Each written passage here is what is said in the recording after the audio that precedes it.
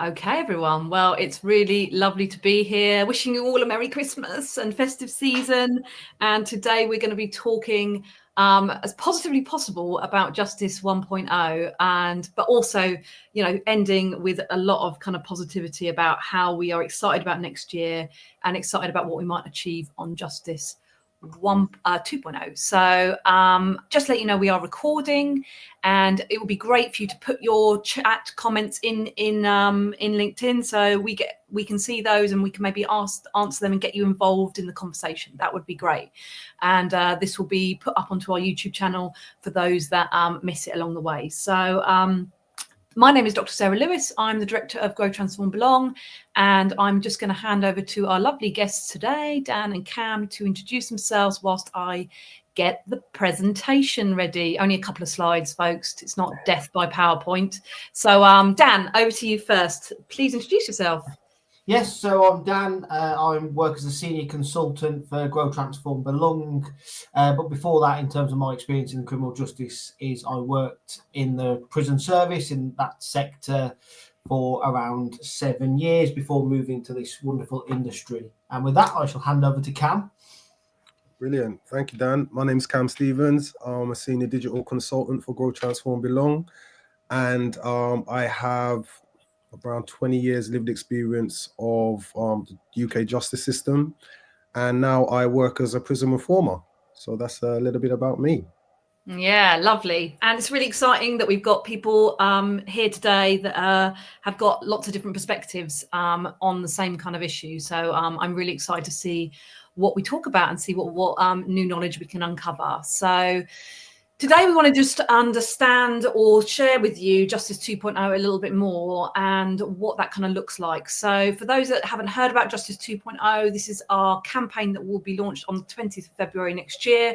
And we're just doing these information sessions to share with you, I guess, what our ambition is and why we're kind of doing it. So Justice 2.0 is all about upgrading justice. It is about collaboration. It's about uniting. It is about growth, and it is about ultimately transforming our justice system. And what we know is that there's been an awful lot of efforts, and there remains a lot of efforts around us where people are certainly trying to do that. So we are not alone in this space. And what we really want to do is trying to come together and share our kind of efforts and share our learnings so that we can stand together and we can make a collective impact. Because I think there's a lot of people that really believe that we should upgrade our justice system. And we are certainly one of those people. So I guess there's always something about a manifesto. So what are we signing up for? What is Justice 2.0?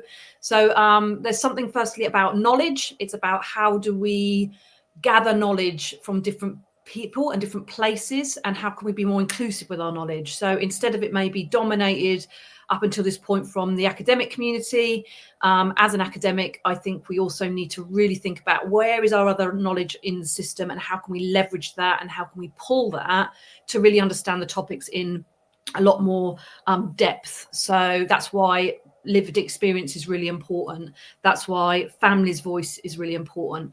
All of these things come together in order for us to gain new knowledge. So Justice 2.0 is about, we absolutely want to pack our campaign with good knowledge from lots of different people in a really inclusive way. We also want to charge it with compassion. So what we know about maybe Justice 1.0 is that sometimes it lacks compassion. I think a lot of us are really tired and maybe burnt out. There's a lot of trauma in our system in terms of, for staff, what they've seen and witnessed and heard on a day-to-day basis, and for our people that we serve in terms of their childhoods, in terms of their experiences even of the criminal justice system. So we want to do everything through the lens of kindness and compassion. And it also something about courage. I think there's something about standing up and talking truth, I guess, to power. And that does take courage. And with that, we really want to encourage people to talk up. We want to encourage leaders to be more courageous in their work. We want to encourage residents and staff and people that we serve to be courageous in thinking about how they can grow their identity and develop themselves and grow and stretch themselves. Yeah. So with that, courage is important. And I guess there's something also about trust. So when we have mistrust in a system, we have lots of issues. People hide things, people feel shame, people are not able to confide in each other if they're struggling. And what we want to do is we want to absolutely create some solid foundations, not only around trust, but around recognition. So seeing people, whether that is our leaders, our staff, our third sector, people that are also doing campaigns, for example, better justice, for example, reimagining justice. There's lots of stuff going on, justice futures. We want to recognise all of that, and we want to bring that all together. And I guess from doing that, we can service our communities, and doing that, we can reduce harm. So today is all about hackathons. You know, what is a hackathon?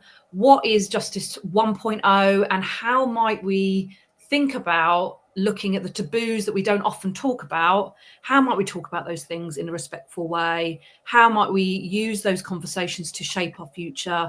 How might we collaborate and really provide an inclusive approach to dealing with some of the challenges that we've got, and putting them on the table in a really safe way, to bring about some new insights and some change? Because it's great to just focus on the positives. It's absolutely great. But there's also stuff that we need to heal from, and there needs to be some reconciliation around things that are going on, whether that's our IPP sentence, for example, whether that's around miscarriages of justice, whether that's around structural issues, discrimination, those kind of things. I think there needs to be some kind of healing before we can move on, having made sense of some of that stuff. So that's a really quick introduction, and I'm just going to move on to our vision. So if you haven't kind of know us already, we are really keen to ignite a global movement. That's not about us doing it all. That's us about facilitating a space where others can do it, and they can have their voice, and they can do what matters to them. So it's about how we can do that in a compassionate, courageous and transformative way. And also really focusing on humanity and growth, and focus on collective impact, collective resilience, how we work together, because it is exhausting. You know, I've come to the end of this year with my incredible team, and we're all really tired. It is exhausting, and it's about how can we refuel each other, how can we support each other. So if you want to support us, and if you want to help us to bring human flourishing, to reduce harm, to address inequality, if you want to be part of this, then please do get in touch.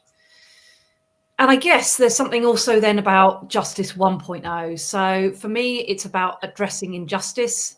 It's a collective voice that illuminates and the outdated nature of current practice, acknowledging the past and capturing the learning from it, shifting the focus, busting myths and challenging assumptions, apologies, typo there, and letting go of things that hurt us, hinder us, and do not serve us. So that is what we're looking at. There's Justice 1.0. There's stuff that we really want to keep hold of and transfer. There's stuff that we want to let go of that hurt us. And there's stuff that we need to shift in terms of our focuses, so we can kind of challenge some of our assumptions. So today we are here. This is our strategy for next year. And today we are talking about our collective campaign. Alongside that, we are also building a strategy which is about how can we get passionate people that want to move culture and change culture together, and how can we connect them up through the Growth Alliance? How can we give people the resources to change culture through the Growth Academy? And how can we upgrade culture more broadly and more globally, essentially, through our culture change program and our culture change work, which we've done for the last decade? And I guess this is where we are in terms of what it all means. We're hosting information sessions today, but hackathons are a big part of it. So we are going to be looking at hackathons specifically, and looking at how we can get the community, for example, yourselves, involved in what topics we discuss, and being involved in those kind of conversations. So before I move on to our lovely guests, what are hackathons? They are where people come together on a specific topic to come up with solutions. So it's about us putting on the table the problems that we're experiencing, and then with that really focusing on a strengths-based, solutions-focused solution, essentially, that is collaborative. It's about creative problem solving that is of long duration. So like a marathon, it's a hackathon. So whilst we may be doing small conversations that are closed, we may be doing, asking you to vote for particular topics, and then with that having these kind of closed conversations. The idea is that they can take place over long periods of time, and then with that we can pull that learning and we can pull that experience. It's a great way to network. It's a great way to learn new skills. It's also a really great way to gain different perspectives of the issues. Like if you work in the police, probation, third sector, prisons, leadership, it's a great way in which you can understand the kind of challenges that you're also facing together. We can also host a hackathon if that's something that you are interested in. So we offer that as an organisation, and it's basically an opportunity where we can collaborate, innovate. There's a thematic element to it, so there's a theme, and then with that we present it to the wider community in a safe way. So that is that. And then today we're now going to focus on these kind of key things. So if we're going to move from taboos to transformations, we need to think about shifting the focus, busting the myths, letting go, and retaining the good. So with that in mind, I'm going to stop sharing, and I'm going to turn to our lovely guests. Apologies, that took 10 minutes of our time, but just to give everyone a good introduction. So Justice 1.0, when you think about what we have currently in our system and what you've maybe experienced over the course of your career, lifetime experience, what are the things that you feel we need to keep? What are the things that are really important? So Cam, firstly, what would you say are the things that stand out for you? I think for me, accountability and fairness. I think there were some phenomenal leaders, some phenomenal staffing groups that even in a really difficult situation, they always try to be fair, and do the right thing and be accountable for, I guess, the actions and the decisions that they're making. I think it's very easy when you're in, I guess, a hostile environment to just do the same as everyone else, even if you don't agree with it. And it takes a real courageous person to say, do you know what, I don't believe in this, and to challenge that. And I think that is one of the good things that I've seen, especially, I guess, as now somebody who is on the other side of the criminal justice system. I guess when I was in the system, I used to think that the majority of people weren't good people, that they had this stigma against me, or people that were in prison. But now that I work in the justice system, I'm just blown away by the compassion that I'm seeing, the great leadership, within challenging situations, in terms of resources, staffing, trying to, I guess, do the best with what people have got, in challenging times. So I think we need more of this. This is something, an element that has given me hope, given me belief and drive to be a part of this, because there were so many people across the justice system that are doing really, really good work. But we just need to, like you say, let go of some of the bad practices, let go of some of the toxic, or not even toxic, unhealthy practices, that are currently, I guess, rooted within our justice system. And that links beautifully with Ruth. Thank you, dear Ruth, for your comments on LinkedIn. That's exactly what Ruth's talking about there. In some senses, in terms of, she says, I think it's important to acknowledge how hard this work is. And I think a lot of the time, when you're not in it, or when you aren't able to see the context that people are working in, it's really easy to judge. It's really easy to say, well, they should be performing better and they should be doing better. But I think, we talk a lot about people do the best with the resources they have, whether that's around the skills, whether that's around their education, whether that's around their attitudes, where they are mentally, where they are physically. People trying very, very hard in a system that is almost designed to trip them up and designed to distract them away in light of a lot of the harm that we've got going on. Ruth also says, I do like how we call out the stuff that is awful, and go to events a lot of the time when people just congratulate themselves. And I think we certainly sense that this year when we've been to a number of kind of conferences. Again, really wonderful, isn't it? That hopeful to think about all this strengths-based stuff that's happening and really looking at the progress. It is hopeful and it does bring us with hope. But I just feel that sometimes we've got to have these honest conversations about, do you know what? I'm really, really struggling with this. Can we collaboratively come together and share that? Because I think that fear of being honest and that fear of, making a mistake and the consequences of that, our culture currently tells us that, doesn't it? It tells us that there's bad consequences when we're honest and we make mistakes. We're going to get shamed, we're going to get blamed, we're going to get fired, we're going to have all these things. So I think there's definitely something about acknowledging the difficult space we are all in as a collective, as system impacted people, and that we can absolutely get those things on the table in a really safe way, so people feel that we can start resolving some of this stuff, because it's really difficult. Dan, what about for you? Yeah, okay, so mine, which is keep, which may not be it's keep or bring back slightly. So something that I think has started to corrode over the last, probably more than the last 5 years. And that was when I was working in the prison service, especially initially for my first 4 or so years. There was that real sense of team and togetherness. And for want of a better word, it did feel like a bit of a family. And I know what that sounds like. We all hear about organisations where, come join us, we're a family. And it's, when you get there, it's fake and it's nasty, it's horrible. But no, really what I mean by that at the time, there was that sense of togetherness and community. And I think one of the reasons that has kind of eroded came from some of the decisions from above in terms of how we worded things and how certain decisions were made. So there's that move towards professionalism from perhaps more that structured sense. So it was looking at, what a more professional service. And what they effectively did to show that the prison service was going to be more professional is, we only want university graduates, because that's what professional means. It means they come from university and they come in. That's all it meant. And then there was a push in terms of, well, we don't want people who are from the ex-forces anymore, no matter what guys, because they must be too aggressive, and we want professionalism. We don't want that. Without looking at all the good that ex-service men and women who I worked with really brought to the prison service, whether that was around their life experience, whether it's the way they knew how to talk to people, all these skills that they'd learned throughout their career.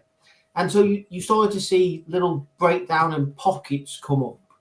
And then you had, generational barriers in terms of Gen Z are coming into the workforce and they don't want to work, and you can't kind of tell them off because they're going to go off, and all these different things. And what you started to see was that breakdown, those pockets forming. And it wasn't helped in terms of corruption stories. So who do you trust? And perhaps if your trust was broken in terms of people you worked with and stuff like that, and how that affected you in terms of those relationships you were building up. And I think the reason why I think it's so important to bring that back for Justice 2.0 is, if you're in an environment where the staff are in a good place and they're working together, that good team environment and that good feeling when they're working together, that will be passed on to the residents as well. The staff will be more open to having jokes and conversations in a more human way if they're surrounded in a place where they don't feel constantly under attack or threatening, even within their own work colleagues. So I think that's by creating that environment where that is stable, it creates a more stable environment for the residents as well, where again there's just more open conversations and real connections.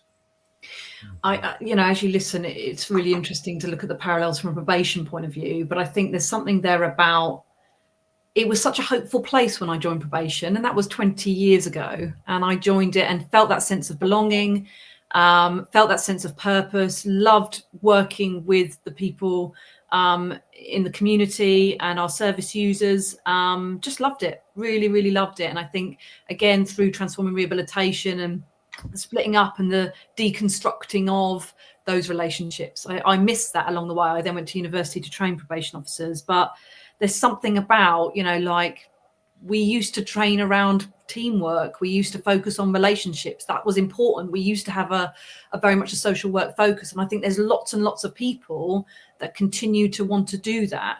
And I think the difficulty is it's this real moral kind of conflict between being told that we've got to be, you know, risk avoidant in the case of maybe probation, but we want to build those relationships and we haven't got time to do that because we are, you know, we have those pressures. So I think there's something about, I think you said it earlier, Dan, today, is we've got to figure out what is the purpose of the things that we're doing? What is the purpose of probation? What is the purpose of prisons? And what are the challenges that we faced? And how can we have honest and truthful conversations about that?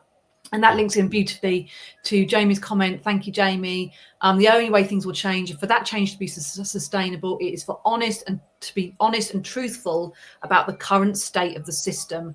No progress is made without facing the truth. And again, I think what we fear there is that the minute we talk about the truth, then suddenly it's about who's to blame, who's responsible.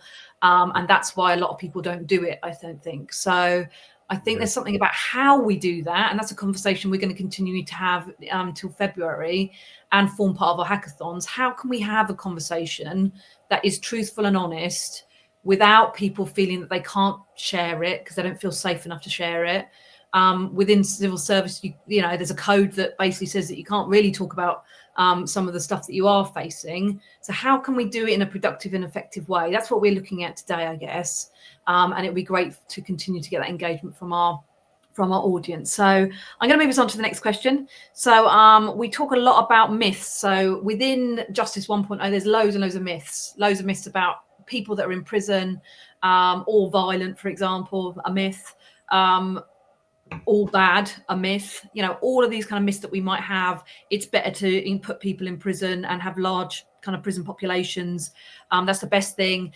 Prison needs to be a deterrent, and that means we've got to be hard on people. Again, a complete myth. We need to scare them straight. Universally, there's no evidence to suggest that happens. Basically, there's evidence to suggest that actually does more harm by scaring people straight. So there are lots and lots of myths, and we would associate with Justice 1.0.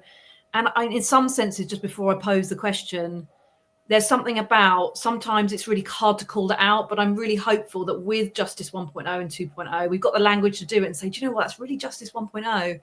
A bit like smoking, you know, if you were getting on a plane and lighting a cigarette, that would be like, wow, that's really kind of old school, like, you know, in terms of, you know, that's what we did like a long time ago, and that's not acceptable anymore. So it's a way in which we have the shared language where we can say, do you know what, this practice, this approach is very Justice 1.0. Calling people offenders, for example, calling people ex-offenders, for example, all Justice 1.0 from our perspectives, I guess. So my question to you is, how might we bust myths that are linked to Justice 1.0? What do you think we could practically do to do that? Cam?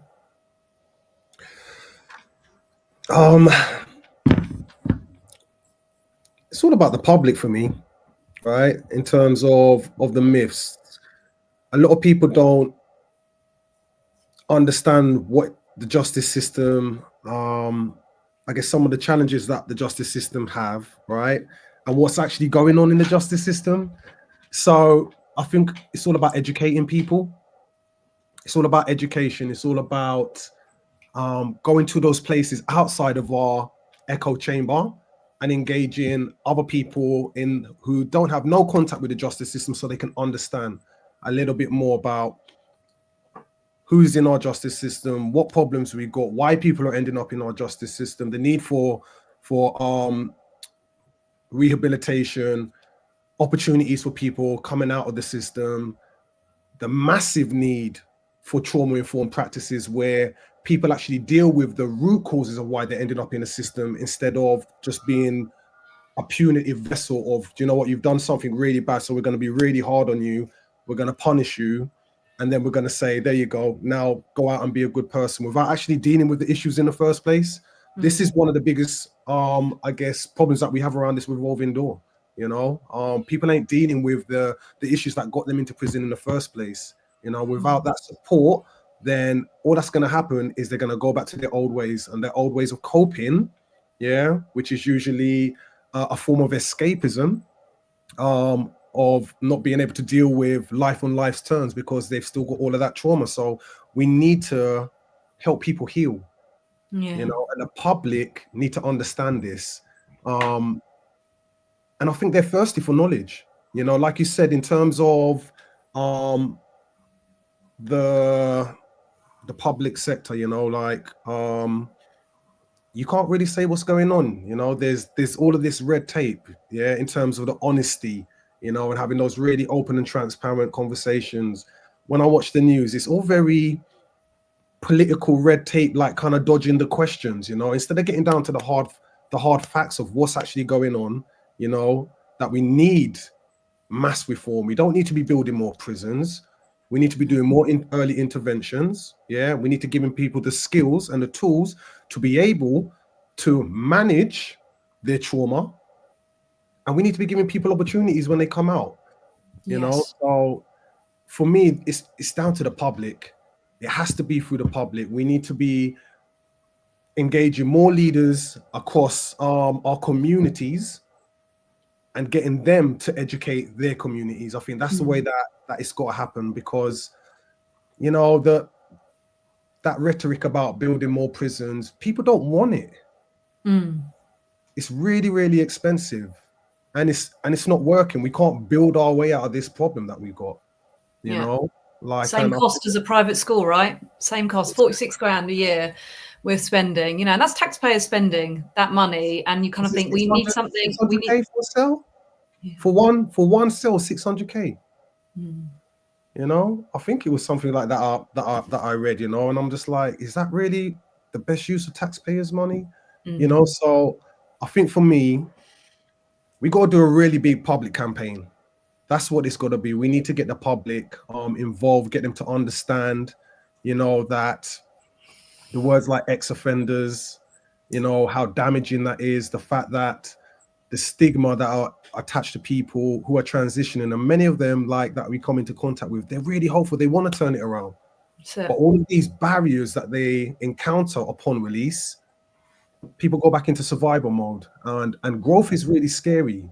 If somebody said to you, do you know what, jump off this cliff, it's going to be all right, you'd probably be petrified if you've never done it before, you know. So I think for me, it's just that education around, like, the realities of, you know, why people are falling into our justice system, some of the failures in our society, yeah, that put people into positions where they're vulnerable, where they get hurt, and hurt people. We all know this, you know. So we just got to help people heal.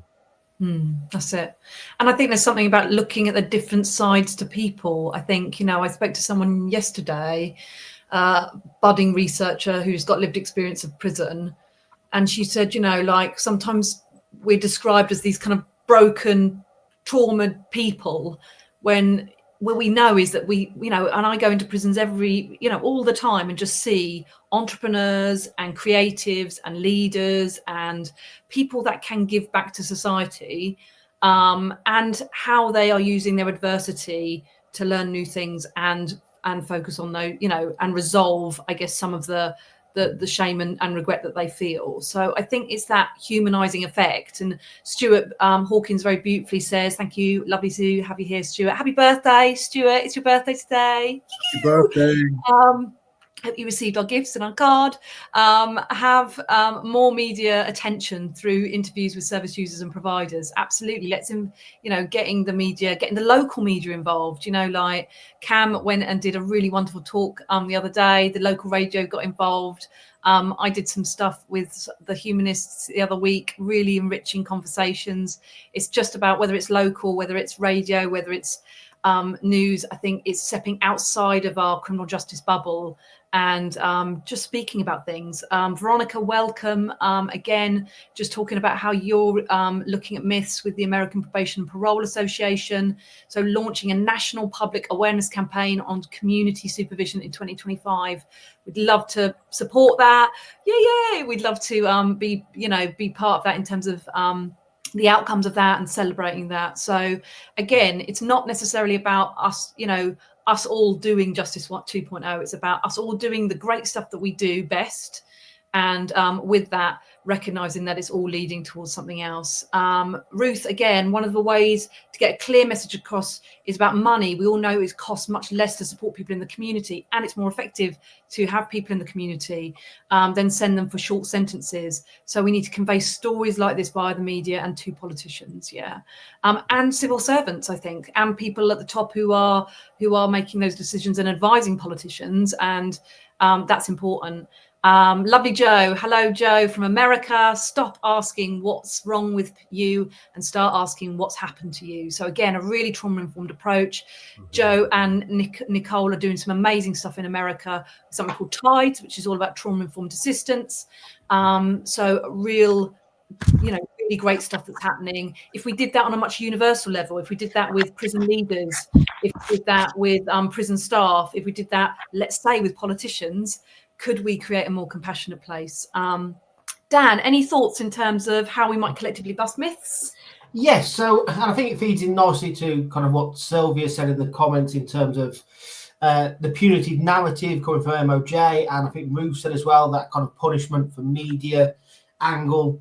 And I think the reason why both of those angles are kind of pursued by whether it's Ministry of Justice, whether it's politicians, whether it's media, is because that lack of understanding from the public. And you've got to think, criminal justice, it is that the people who look at it and get involved with it, there tends to be a passion. Whether that's you've got a passion that you want to change it, or whether you've got a passion because you've been negatively affected in terms of being a victim or a family member of a victim. And so there's lots of high emotions and passion. And I think one thing that you tend to see, especially coming up to a general election, is they don't want to talk about criminal justice. Let's ignore it. Let's park it. That's an after a general election kind of topic rather than before. Mm-hmm. And I think one thing I've noticed when I talk to people out and about, and, I hear comments in terms of, let's make prisons a really horrible place to live. They want to come back to, and there's also that belief of a lot of people going to prison will never be released. There is definitely that public belief that the majority of people in prison will not be released. And we know I think it's around 99% of people in the UK in prison will be released. And I think educating the public on that. So it's around, okay, so we've done nothing with them. We've invested no training, no support, and they're going to come back out into your community. And what has happened? If anything, you would have made them worse, because now the whole of society, the whole of the UK, or England and Wales in the context of where we live, is out to get you. And if anything, you're going to rely on the skill set you may already have, or just be more angry. So I think about what do we want future neighbours to be? How do we want to invest in people so that they can engage with the community? And how can we get community set up so that they can welcome people back into communities, whether that's through restorative work, whether that's through just more humanistic work in terms of the other side as well. We talk around alternatives to prison, obviously being community-based, but there's no real community base when someone comes out of prison. So if you do a long sentence, it's like, well, don't worry about community, just slip back into it. Well, that's not how people work. And the world's moved on a lot. Yeah. If someone went to prison in the year 2000 and came out now, that's quite a big difference. So how we can support people with that. And something I always like to say, a lot of people who would try to imagine how bad we can make a prison will not be as bad as what some of these people's lives are day to day. So I think that's where, people need to kind of wake up, people committing crime and not necessarily living the life that you're living. Yeah, that's it. And I think Cam said before as well, even if you're not committing crime, you may still be really living miserably. You may still be really struggling with your mental health. So again, it's about how do we measure that? How do we measure that progress? It really reminds me of a story. I was in Bristol with one of our people. So we support people lifelong membership, essentially, for those that we work with in prison. And he'd been released for maybe a couple of months. And we were walking down the canal and someone's bike had fallen into the canal and they couldn't get it out. And he was a really strapping guy. And I just remember him hooking it out and they were so appreciative. And in my mind, I was just like, people also sometimes make the assumption that they're that everyone's in the prison, that there's no one in the community that's roaming around, being the heroes, maybe giving generously, which again, I've never experienced generosity, than I have in a prison. A classic was what Grenfell happened. We had guys giving their last tin of tuna, writing notes of support, a big box of gifts and donations, and these were guys had literally nothing, sending that up to Grenfell to say, do you know what, we love you, we support you, we hope you're okay. So again, it's just about, we assume that we're walking around and our people aren't around us. And these are the very people that are sometimes heroes in our world, and have those different sides to them. So just turn to the comments now. Sylvia, welcome. Just to how can we change the public views when our Ministry of Justice uses such punitive narratives everywhere? It is culture change, which are on the way, but early days. So anything to add there, guys? How can we influence the public? I guess whilst you're thinking, for me, there's something about, why don't we create our own news? Like we got TikTok, we got Instagram, we got LinkedIn, we got Facebook, we got any social media. We can record a video, we can record a statement, we can make our news, we can make a counter narrative if we want to. We couldn't have done that 20 years ago. I think a lot of the time we think we've got to rely on all of these systems that are already there that are highly punitive. So maybe we can mobilize people to make the news and capture the good, and so we can see different sides to people in prison, people in prison's families, people in prison's children, all of this kind of stuff that has got loads of myths associated with it. Anything to add there, guys, in terms of how we might influence the public's view? I think you kind of hit it on the nail. Anyone can be a news broadcaster now. Anyone can set up a channel and get a really good following. It's just where is that house, and how can we all collaborate on that to make it grow and make it something really big. I guess just going back to what you were saying about myth busting, and the people that we have, I guess within our justice system. I think a lot of people think that bad people are in prison, that's where the bad people are, but it's not. It's where, I guess, there's a lot of people that have made bad decisions, and they're not necessarily bad people. I got told a story last week of a gentleman who's in prison now, and he has set up a Christmas dinner for the homeless from his prison cell, giving out meals to the homeless in Birmingham. Yeah. And I just sit there and I think, so if this guy's here doing service, to those in need, okay, he's in prison, but is he really a bad person, or did he really just make some bad decisions that put him in a place, And I think that for me, it's more news like this that we need to be getting out there. These are the stories, like I've met some incredible people who have got such great potential, but they just make bad decisions. Some of it comes from peer pressure, some of it comes from loyalty, to their people. That loyalty thing is a huge one, Some of it comes from just wanting to fit in. And for me, I feel like if as a community we were a lot more open and letting people know that we want you to belong. Yeah, there was a place for you here. We want you to be the best version of yourself. We want you to be a great dad. We want you to be a great partner. We want you to be a leader, in your own right, to live a good life. I think we'd make a massive impact on those numbers that are going back in. It's just that for me, that I guess, like our friend over in America was saying about the public perception. The media likes to tell bad news because bad news sells. Yeah. I work in the film industry as well, and nobody wants a good news story. They're like, we want violence, we want crime, because these are what are going to get our ratings up. But this is a one-sided narrative, and I think this is what is the biggest damage in terms of people who are involved in the justice system, you know, in helping them to, I guess, break that cycle, you know, and show that there is a place for them within our society. So I hope that answers your question. Yeah, it's lovely. It's lovely. And Sylvia, again, talks a lot about what we got here, idea around the counter narrative. She loves that. And her engagement with university students. And we are also doing something really similar. So we have our second year marketing students working in collaboration with Portsmouth University. And they're doing some stuff around Justice 2.0 in terms of creating campaigns.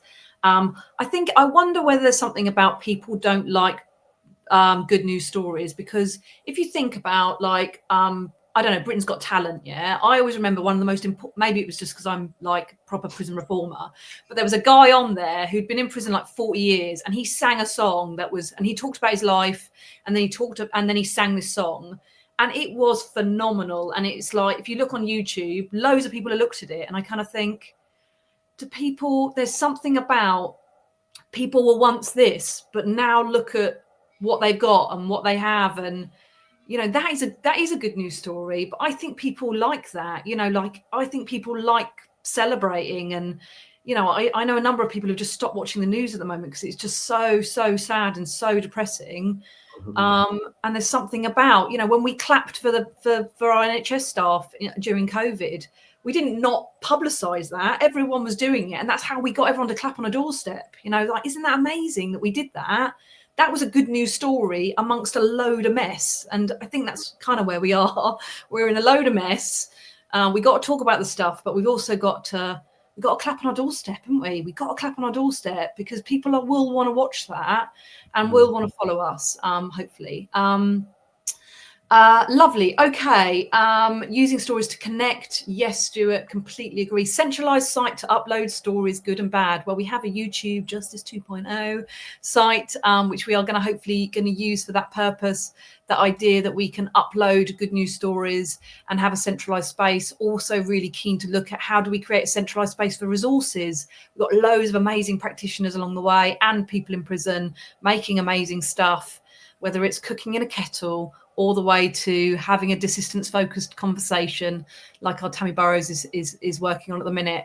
All of that stuff could be used and could be centralized for us to share that and make a good impact, because sometimes we want to do it differently but haven't got the tools to do it. So a resource bank of some kind that's going to keep us focused and keep us hopeful, I think, is great. All with those hashtags Justice 2.0, because that's the stuff that's we're going to be able to create that momentum and create that movement that we're looking at achieving. Okay, so do we want to talk a little bit about hackathons? So we had our first meeting about hackathons yesterday. It was really interesting because I joined about 20 minutes late, and everyone just looked terrified. Everyone looked a bit like, ooh, we're going to talk about taboo topics publicly on LinkedIn Live. But we decided that's not what we're going to do. But Dan, do you want to just tell the community, tell our people what we kind of talked about and what our ideas were, so we can sense check it with them maybe? Yeah, I suppose the thing is with hackathons, it's looking at how you put people together. Again, as I spoke about earlier, criminal justice is a highly emotive topic, and so you're going to have very, very contrasting views in a room. And I think that's something. So I'll give an example. I believe one of the things we need to let go of and move past in terms of Justice 1.0 is the war on drugs. I think that it's failed. A lot of people in prison around drug-related offences and stuff like that. But instantly, it's a taboo topic, because instantly that means, do you legalise drugs? What are you doing? How does that affect it? And stuff like that. And people straight away be emotional, whether they've known people with addiction, whether they kind of have views of people who have been a victim of someone who was perhaps serving a habit or fueling a habit. But contrasting that, people who are seeing the amount of numbers going into prison around drug-related offences.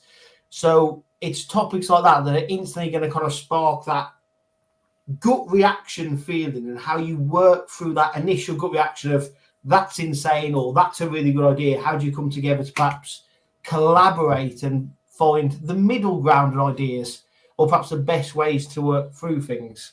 I decided to use that example because I still think that's not quite as challenging as some of the others.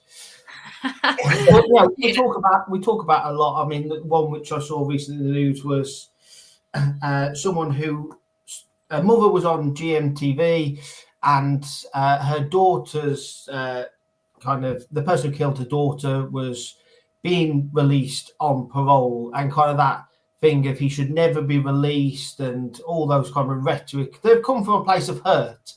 And again, so having those topics, what do we do with people who've committed an offence? I think he was 18 when he committed murder.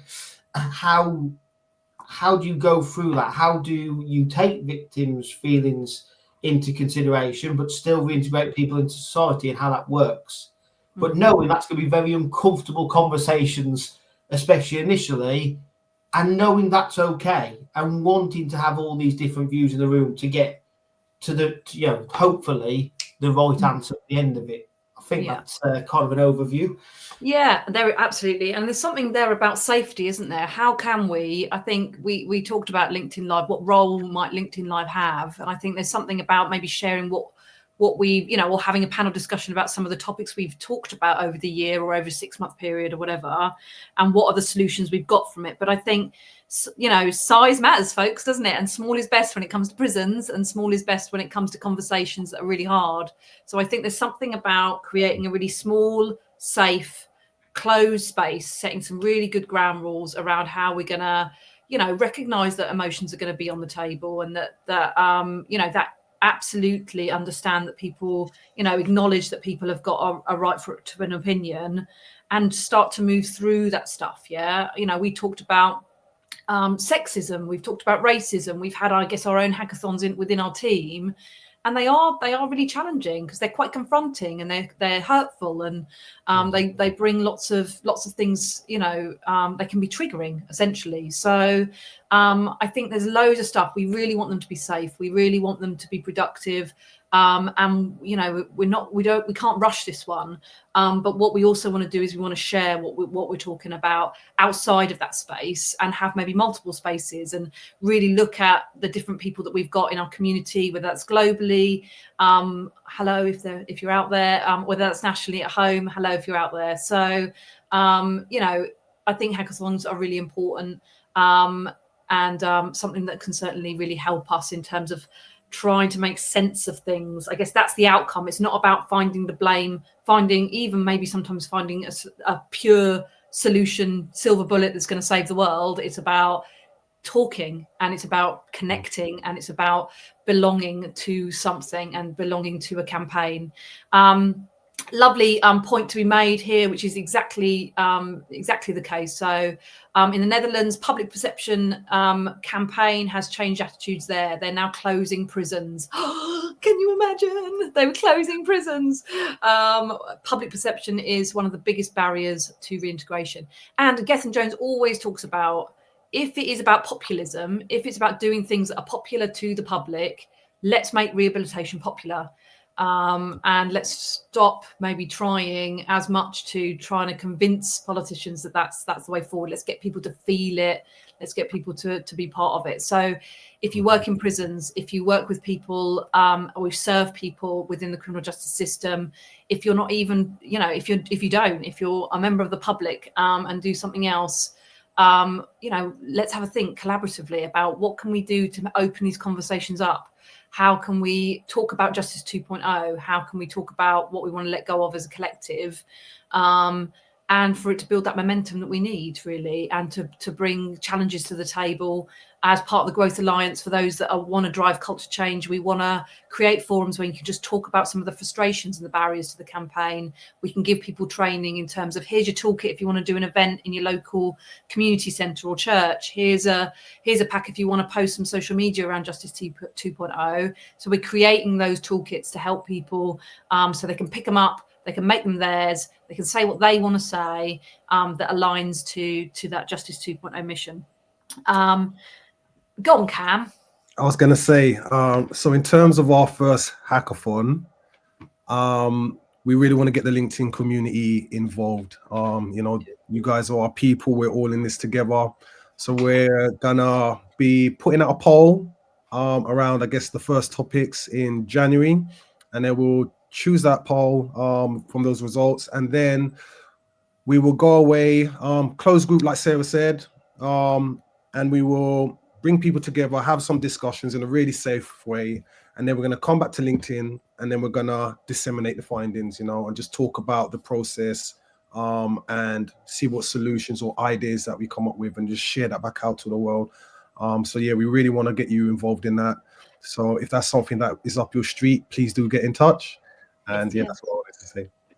I also wondered if you wanted to just talk about, we've got about 10 minutes left, but just so we don't forget at the end, do you want to talk a little bit about the lived experience project that we're doing as part of Justice 2.0, and just a little call to action to anyone who's watching this? Yeah, so a week or so ago, we put out a survey for the lived experience community. So those who have got lived experience or probation or prison, and it's all about building, I guess, capacity for new leaders that are entering the space.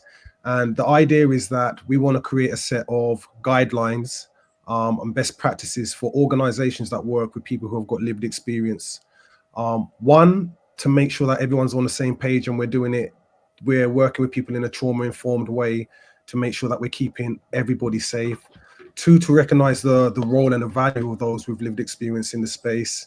And three, to make lived experience central to organizations that are working in the justice system, because we have a lot to offer, and we are part of the solution as well. So please get involved in our survey. We're pushing it out internationally.